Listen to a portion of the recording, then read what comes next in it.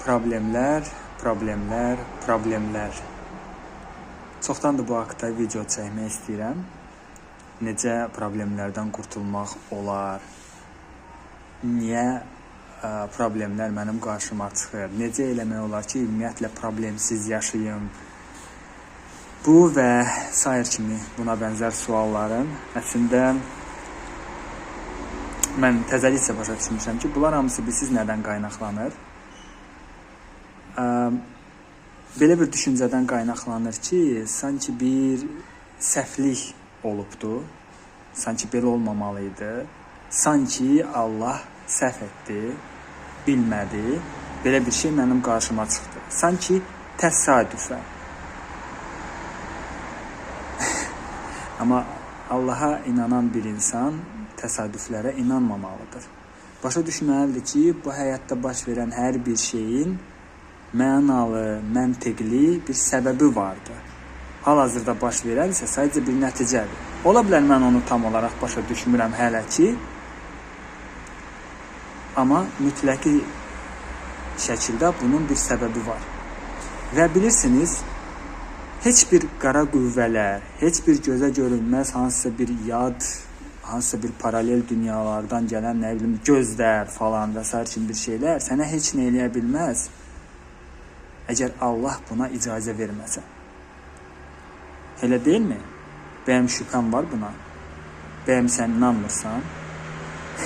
Milyonlarla insanlar, Allaha inanan insanlar təsadüflərə də inanırlar. Və problem buradan başlayır. Onlar elə bilirlər ki, kimlərsə bunlara nəysə elədilər durduq yerdə. Və yaxud da hansısa bir problem durduq yerdə yarandı. Təsadüfən. Onlar şikayətlənirlər, narazılıq edirlər, günahkar axtarırlar, kimlərisə belə mübarizə aparırlar. Bu dünya, yəni bu dünyanı kimlərsə, nələrsə idarə etmir. Bu dünyanı Allah idarə edir və iminli bu cür olması onun icazəsi ilə baş veribdir. Onun bundan xəbəri vardır. Və bilirsən, ateizm dövründə yaşadığım zaman bu kimin yanaşmanı məsuliyyəti Allahın üstünə atmaq kimi baxırdım. İndi isə başa düşürəm ki, bu məsuliyyətsiz davranış deyil, əksinə sən şikayəti yığışdırırsan, sən daha günahkarları axtarmırsan kənarda, sən başa düşürsən ki, bir səbəb var və bu sənə toxundusa, bu sənlə bağlıdır. Yəni, nəsə səndən çıxdısa, nəsə sənə zərər törətdisə, başqasına zərər törədər də, niyə məhz sənə? Əgər məsləhət olsaydı, qorunardın, sənə heç nə olmazdı. Əgər oldusa, bu sənə necəsə toxundusa, demək sənlə bağlıdır da, və salam. Və bu zaman, nə vaxt sən bunu həqiqətən dərk edirsən, elə bilə sözdə başa düşərək yox, həqiqətən dərk edirsən daxilən, bu zaman transformasiya başlayır. Sən başlayırsan axtarışlara. Nəyi mən dünənləri səhv etdim ki, bu günləri belə bir şey qarşıma çıxdı. Hansı toxumları mən dünənləri əkdim ki, bu günləri belə bir barlar yetişdilər. Bax, bu öz üzərində işləməkdir. Və ən sonunda bilsən nəyi sən dərk edirsən? Ən sonunda sən başa düşürsən ki, demək bu problem, ümumiyyətlə bütün problemlər sənin dəyişməyin üçün sənə bir dərs verir.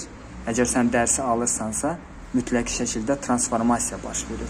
Demək ki, sən artıq nəyisə dəyişirsən, öz xarakterində əsasən də, öz yanaşmanda ki, belə bir şeylər bir daha baş verməsin. Yox, əgər sən bunu anlamırsansa, sən şikayətlənirsənsə, narazısansa, kimisə hələ də günahkar bilirsənsə, bu baş vermiş bir şeydə dərs götürülmədi.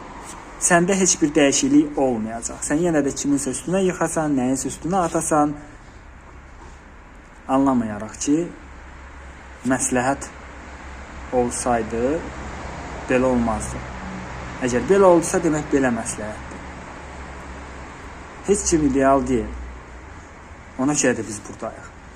Öyrənmək üçün. Məqsəd budur. Nə vaxt sən bunu dərk edirsən, artıq heç bir sualın olmur, artıq heç bir problemin də olmur. Və nəysə də varsa, axtarırsan, araşdırırsan və öz üzərində işləyirsən bu tərəfinin. üzərində işləyirsən. Vəssalam, bu qədər. Bu qədər. Problemsiz mümkün deyil. Problemlərinin məqsədi elə inkişafdır. İnkişaf etmək üçündür. Demək, artıq başa düşürsən ki, bu da sənin xeyrinədir. Bax belə. Təşəkkür edirəm bu videonu izlədiyiniz üçün. Ümid edirəm, doğru zamanda doğru ünvanlara çatacaq və fayda verəcək. Hər bir halda bu niyyətlə çəkilibdir. Sağ olun, salamat qalasınız. Özünüzə yaxşı baxın. Özünüzə.